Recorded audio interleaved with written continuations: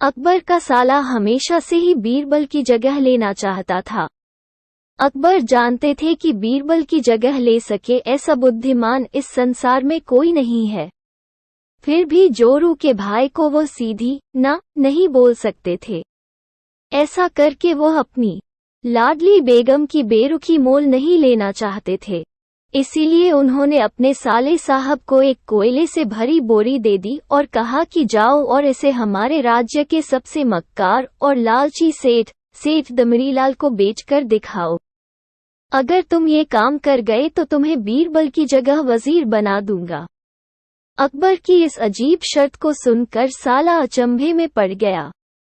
वो कोयले की बोरी लेकर चला तो गया, पर उसे पता था कि वो सेठ किसी की बातों में नहीं आने वाला, ऊपर से वो उल्टा उसे ही चूना लगा देगा। हुआ भी यही, सेठ दमरीलाल ने कोयले की बोरी के बदले एक ढेला भी देने से इनकार कर दिया। साला अपना सा मुंह लेकर महल वापस लौट आया और अपनी हार स्वीकार कर ली। अब अकबर ने वही काम बीरबल को करने को कहा। बीरबल कुछ सोचे और फिर बोले कि सेठ दमरीलाल जैसे मक्कार और लालची सेठ को ये कोयले की बोरी क्या, मैं सिर्फ कोयले का एक टुकड़ा ही 10,000 रुपए में बेच आऊंगा। ये बोल कर वो तुरंत वहां से रवाना हो गए।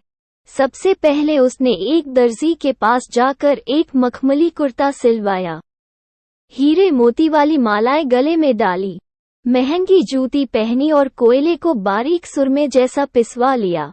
फिर उसने पिसे कोयले को एक सुरमे की छोटी चमकदार डिब्बी में भर लिया।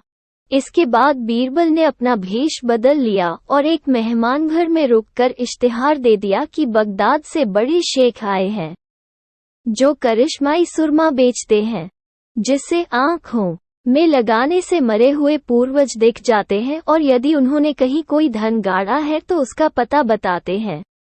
ये बात शहर में आग की तरह फैली।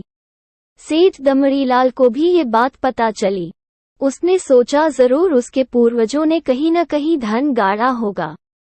उसने तुरंत शेख बने बीरबल से संपर्क किया और सुरमे की डिब्बी खरीदने की पेशकश की। शेख ने डिब्बी के 20,000 रुपये मांगे और मोल भाव करते करते 10,000 में बात तय हुई। पर सेठ भी होशियार था।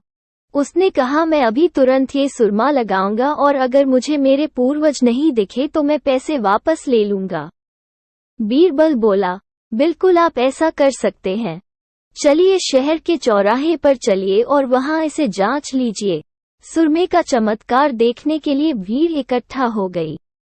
तब बीरबल ने ऊंची आवाज में कहा, ये सेठ अभी ये चमत्कारी सुरमा लगाएंगे और अगर ये उन्हीं की औलाद हैं जिन्हें ये अपना माँ बाप समझते हैं तो इन्हें इनके पूर्वज दिखाई देंगे और गड़े धन के बारे में बताएंगे।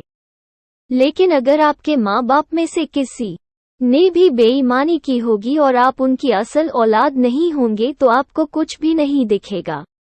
और ऐसा कहते ही बीरबल ने सेठ की आंखों में सुरमा लगा दिया। फिर क्या था, सिर खुजाते हुए सेठ ने आंखें खोली। अब दिखना तो कुछ था नहीं, पर सेठ करे भी तो क्या करे। अपनी इज्जत बचाने के लिए सेठ ने 10,000 बीरबल के हाथ थमा दिए और मुंह फुलाते हुए आगे बढ़ गए। बीरबल फौरन अकबर के पास पहुंचे और रुपये थमाते हुए सारी कहानी सुना दी। अकबर का साला बिना कुछ कहे अपने घर लौट गया और अकबर बीरबल एक दूसरे को देखकर मंद मंद मुस्काने लगे। इस किस्से के बाद फिर कभी अकबर के साले ने बीरबल का स्थान नहीं मांगा।